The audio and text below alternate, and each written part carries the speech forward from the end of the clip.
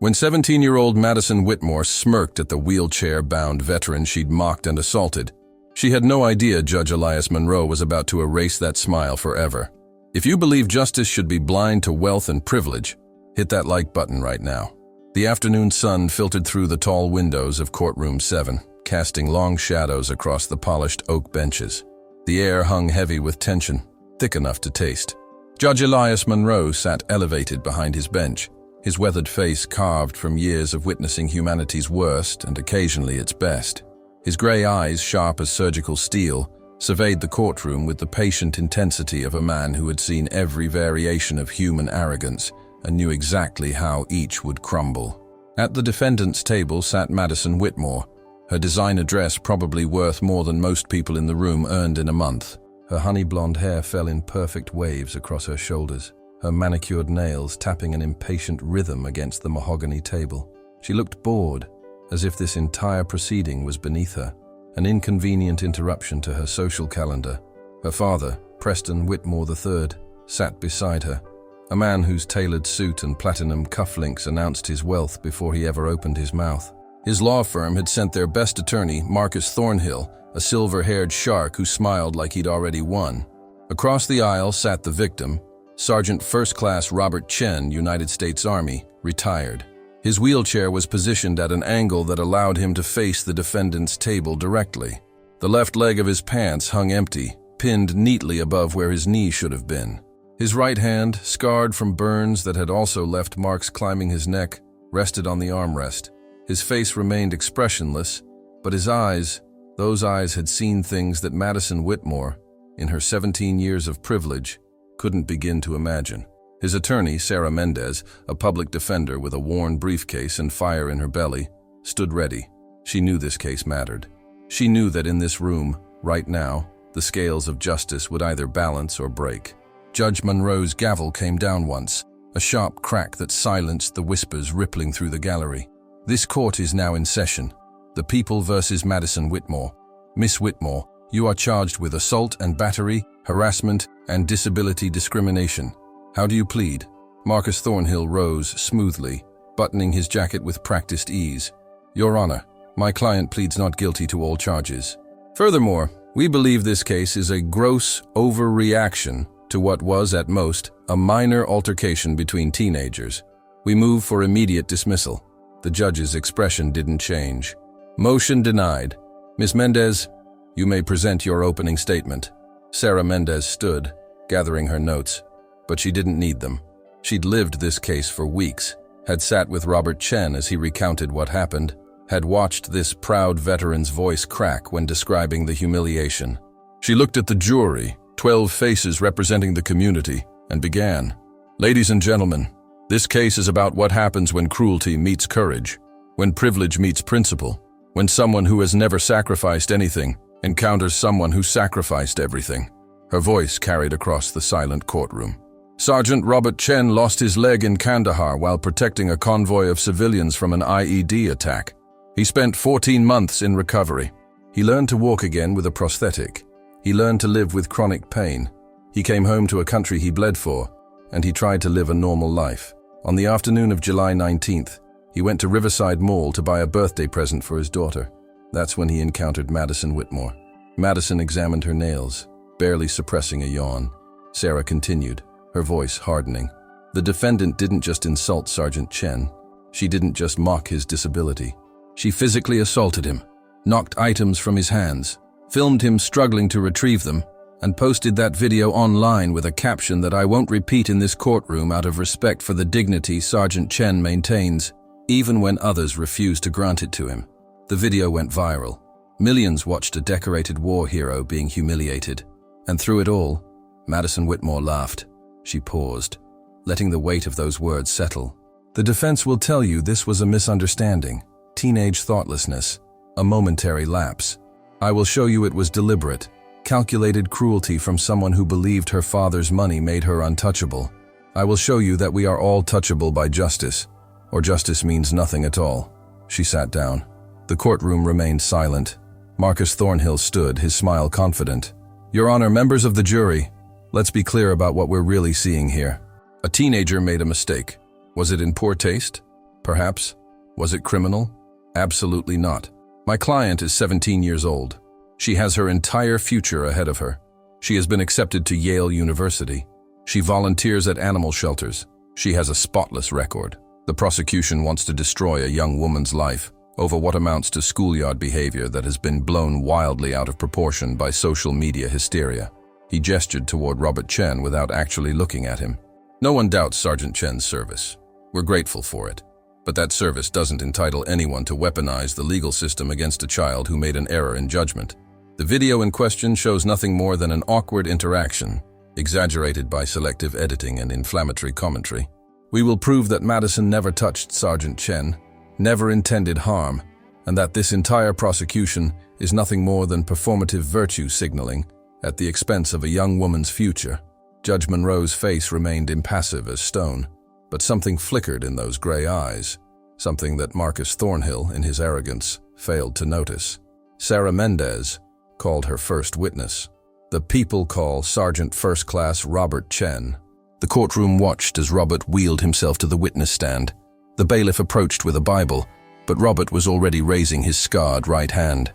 I solemnly swear to tell the truth, the whole truth, and nothing but the truth, so help me God. His voice was steady, controlled. Years of military discipline had taught him to master emotion, to function under pressure, to maintain composure when chaos erupted around him. Sarah approached him gently, respectfully. Sergeant Chen, can you tell the court about your military service? I served 12 years in the United States Army, 2 tours in Iraq, 1 in Afghanistan. I was a combat engineer, IED detection and disposal. On my 3rd tour, my unit was escorting civilians out of a contested area when we encountered a complex ambush. An IED detonated near our lead vehicle. I was pulled civilians from the blast radius when a secondary device exploded. I lost my left leg below the knee and sustained severe burns to my right hand and arm. His voice never wavered, but the courtroom leaned forward, hanging on every word. After recovery, I was medically retired. I received a Purple Heart and a Bronze Star.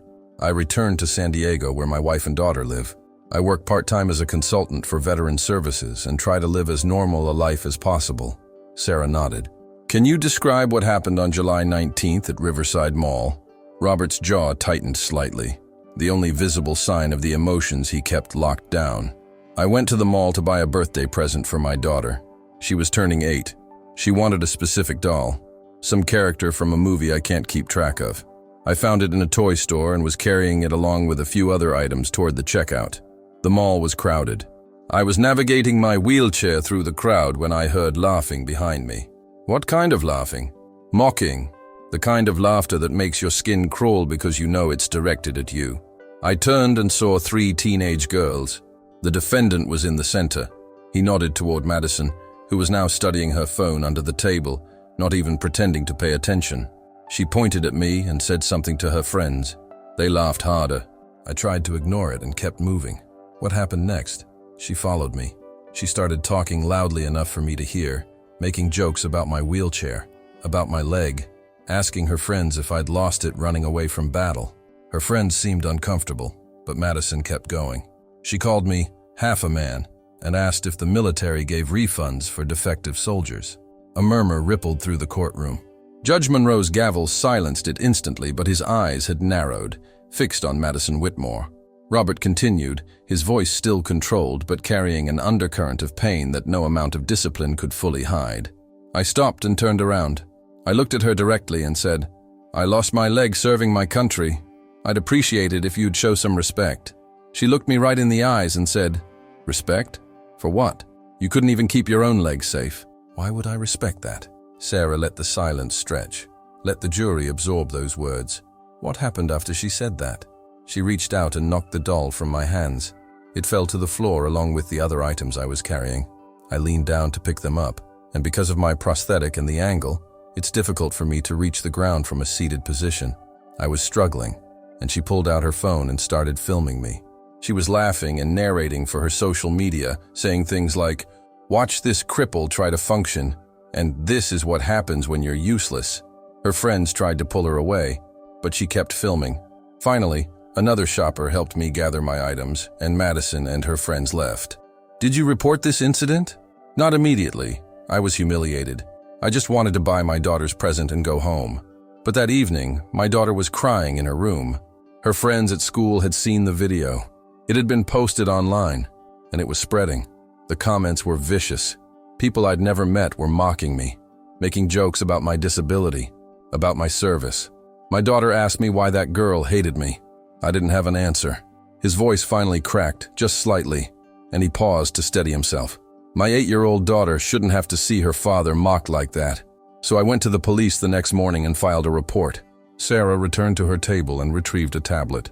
Your Honor, I'd like to enter into evidence People's Exhibit A, the video posted by Madison Whitmore. Judge Monroe nodded. The bailiff dimmed the lights, and the video played on a large screen. The courtroom watched in absolute silence as Madison's voice, dripping with contempt, narrated footage of Robert Chen struggling to retrieve his daughter's birthday present from the floor while she laughed. The audio was clear.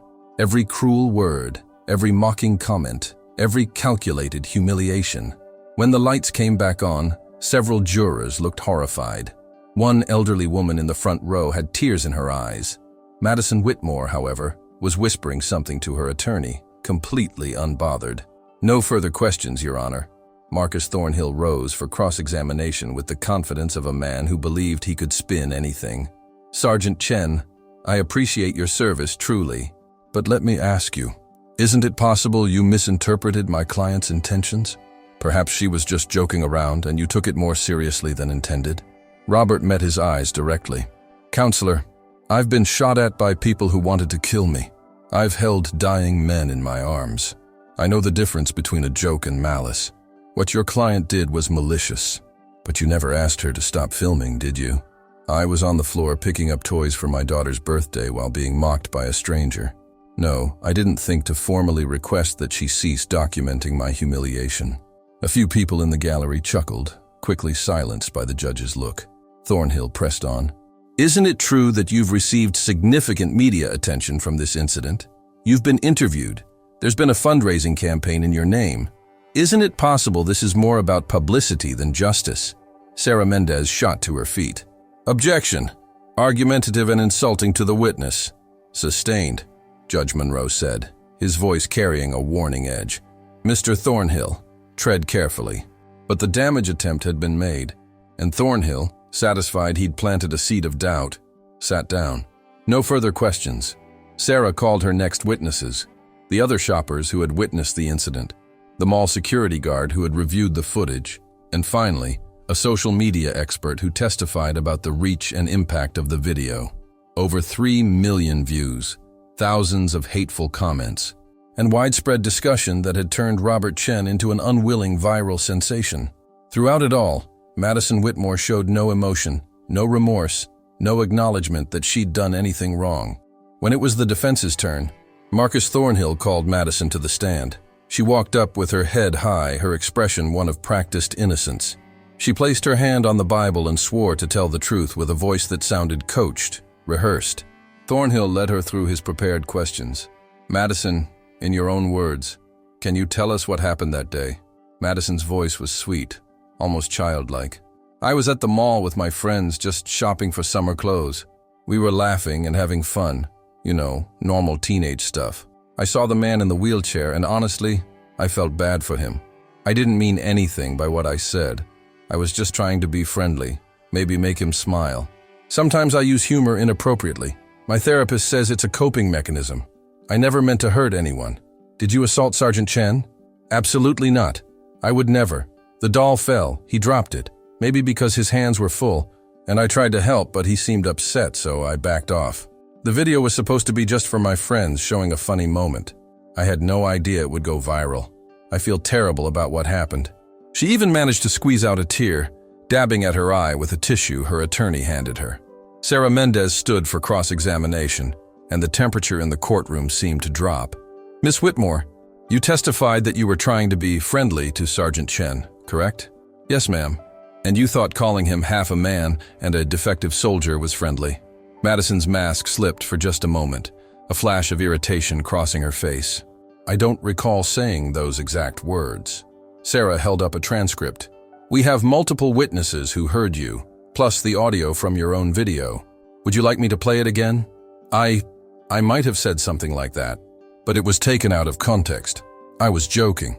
You were joking when you asked if the military gives refunds for defective soldiers? It was just, I didn't mean it literally. Sarah stepped closer. Miss Whitmore, when Sergeant Chen asked you to show respect, you knocked his daughter's birthday present out of his hands, correct? It was an accident. An accident? You're saying your hand accidentally knocked items from his grip? Yes. And then you accidentally pulled out your phone, accidentally started recording, and accidentally posted it online with captions mocking his disability. All accidents? Madison's composure was cracking. I'm 17, I made a mistake. Everyone makes mistakes. Miss Whitmore, have you apologized to Sergeant Chen at any point in the last 4 months since this incident? Silence. Madison looked at her attorney, who gave a small shake of his head. No, she finally admitted. Have you taken down the video? My attorney told me not to. So the video that has caused Sergeant Chen and his family immense pain, that has been viewed millions of times, that has made his 8-year-old daughter cry, that video is still online because your attorney advised you to keep it posted. Objection. Thornhill was on his feet. Counsel is badgering the witness. Overruled, Judge Monroe said quietly. Answer the question, Miss Whitmore. Madison's face flushed red. Yes, it's still online. Sarah returned to her table and picked up a folder. Your Honor, I'd like to enter into evidence Defense Exhibit B, a series of text messages between Madison Whitmore and her friends sent before, during, and after the incident at the mall. Thornhill jumped up. Objection! Those messages were obtained from publicly posted screenshots on your client's social media account, Sarah interrupted. She posted them herself. Judge Monroe examined the messages.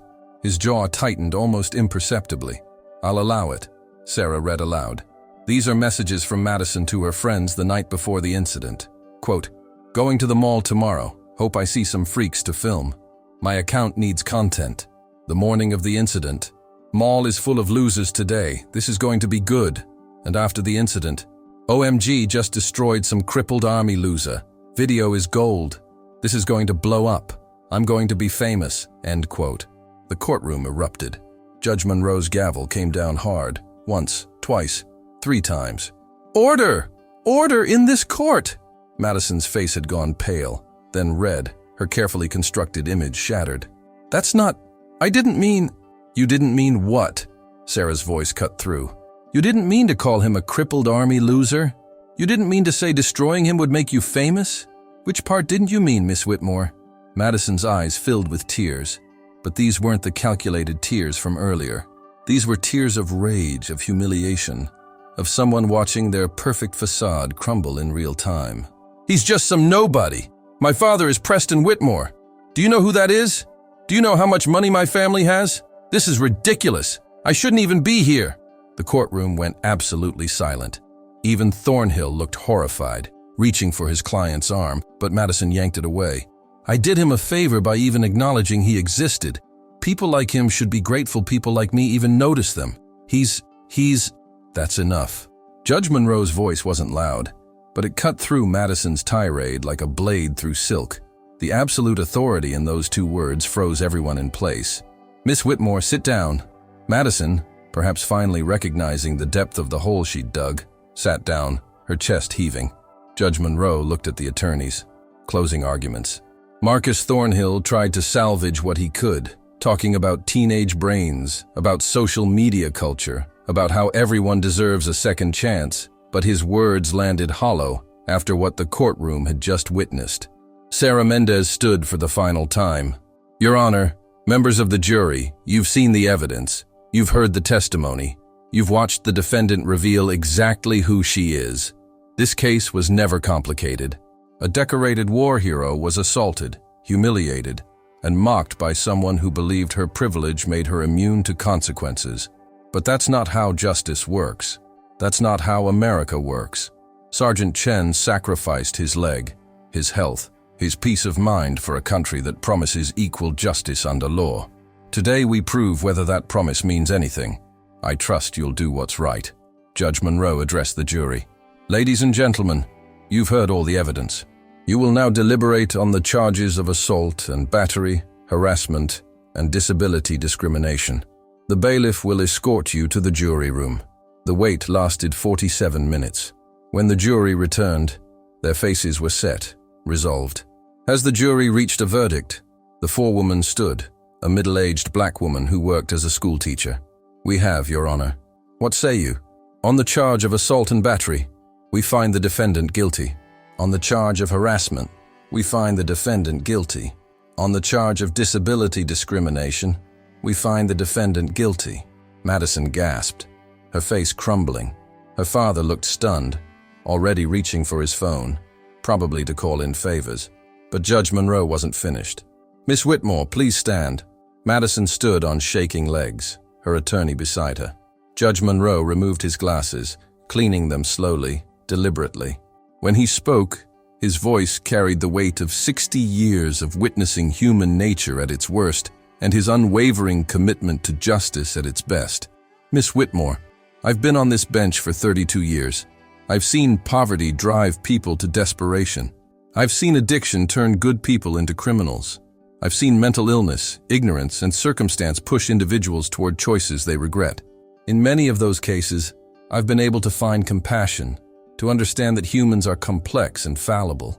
But this case is different." He paused, his gray eyes locking onto Madison's. "You didn't act from desperation or ignorance or illness. You acted from pure, calculated cruelty. You saw a man who had sacrificed more than you can comprehend, and you decided his pain was your entertainment. You didn't just mock him privately. You weaponized technology to amplify his humiliation to millions. And when given the chance to show remorse, to demonstrate that somewhere beneath your privilege lies a shred of human decency, you instead revealed the depth of your contempt for anyone you consider beneath you." Preston Whitmore stood up. "Your Honor, if I may, Mr. Whitmore, sit down before I find you in contempt." The judge's voice didn't rise, but the command was absolute. Preston sat. Judge Monroe continued, his attention returning to Madison. "Sergeant Chen didn't ask to be a hero. He didn't seek attention or glory.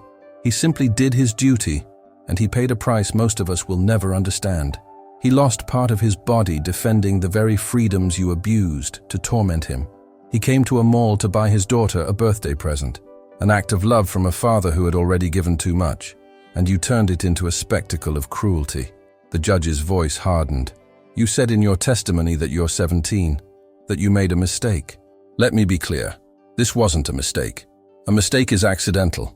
What you did was intentional, premeditated, and malicious. You are old enough to know right from wrong. You are old enough to be held accountable." He opened a folder before him. "On the charge of assault and battery, I sentence you to 90 days in juvenile detention, to be served immediately. On the charge of harassment, I sentence you to 200 hours of community service, to be completed at a veterans rehabilitation center, where you will see firsthand the courage and dignity you so casually mocked. On the charge of disability discrimination, I order you to write a personal apology to Sergeant Chen and his family, to be reviewed by this court, and to create and fund a scholarship in his name for children of disabled veterans in the amount of $50,000. Madison's mouth fell open. "50,000, that's not—" "I'm not finished." The judge's voice dropped to a near whisper, somehow more powerful in its quietness. "Furthermore, I'm ordering you to remove the video from all platforms within 24 hours and to issue a public statement acknowledging your actions and apologizing to Sergeant Chen. The statement will be reviewed and approved by this court before publication. Additionally, I am prohibiting you from any social media use for 1 full year following your release from detention." Preston Whitmore was on his feet again. "Your Honor, this is excessive. My daughter has been accepted to Yale." Judge Monroe turned his gaze to the father, and something in that look made Preston Whitmore stop mid-sentence. "Mr. Whitmore, your daughter's actions reflect not just on her character, but on the values she's learned. If Yale wishes to reconsider their admission decision based on her criminal conviction, that is their prerogative, and frankly, their responsibility. The fact that you're more concerned about her college prospects than about the man she victimized tells me exactly where she learned that privilege equals immunity." The courtroom was so silent, you could hear people breathing. "Miss Whitmore," the judge said, "you walked into this courtroom believing your money, your father's influence, and your youth would protect you from consequences. You believed the rules didn't apply to you. You were wrong. In this courtroom, everyone is equal, everyone is accountable, and everyone, regardless of their bank account or their last name, will face justice when they victimize others. He looked at Robert Chen, still sitting in his wheelchair at the plaintiff's table, his scarred hand resting on the armrest, his face composed but his eyes glistening. "Sergeant Chen, on behalf of this court and the community you served, I apologize that you had to endure this experience. Your service deserves honor, not mockery. Your sacrifice deserves respect, not ridicule. I hope this verdict demonstrates that when cruelty meets justice, justice wins." Robert nodded slowly, a single gesture of acknowledgement and gratitude. Judge Monroe returned his attention to Madison. "Bailiff, take Miss Whitmore into custody. She is to begin serving her sentence immediately." He brought his gavel down with finality. Madison's carefully maintained composure shattered completely. She burst into tears, genuine fear finally cracking through her arrogance as two bailiffs approached. "Daddy, do something! This can't be happening! I don't belong in jail with criminals!" Her attorney grabbed her arm, whispering urgently, trying to calm her, but Madison was beyond hearing. As the bailiffs led her away, she turned back to her father, her voice breaking. "Daddy, fix this! You always fix everything!" But Preston Whitmore, perhaps for the first time in his daughter's life, couldn't fix this. He could only watch as she was escorted through the side door that led to the holding cells, her designer dress and perfect hair now just costumes on someone who had finally discovered that consequences exist. The courtroom slowly emptied. Sarah Mendez approached Robert Chen, placing a gentle hand on his shoulder. "You okay?" Robert looked up at her, and for the first time since the trial began, he smiled. A small, tired smile. Yeah, I am." As they left the courtroom, passing through the heavy oak doors into the hallway, a small crowd had gathered. Veterans who had come to support one of their own, community members who had followed the case, people who had seen the video and been outraged. They stood in respectful silence as Robert wheeled past, and then, spontaneously, one veteran began to clap, then another, then another. The applause grew, echoing through the marble halls of the courthouse, a thunderous acknowledgement of dignity restored. Robert raised his scarred right hand in a small wave, his eyes bright with unshed tears. His daughter's birthday had been last week. He'd given her the doll finally, after keeping it stored away as evidence. She'd hugged him and told him he was her hero. That moment meant more than any verdict ever could. But this mattered too. This proved that justice still meant something, that sacrifice still mattered, that cruelty would not go unanswered. Later that evening, the news coverage would be widespread. Social media, the same platform that had amplified Madison's cruelty, would now amplify her consequences. The video of her breakdown in court, of Judge Monroe's devastating sentencing remarks, would go as viral as her original mockery. But this time, the comments would be different. This time, people would be sharing not to laugh at suffering but to celebrate justice.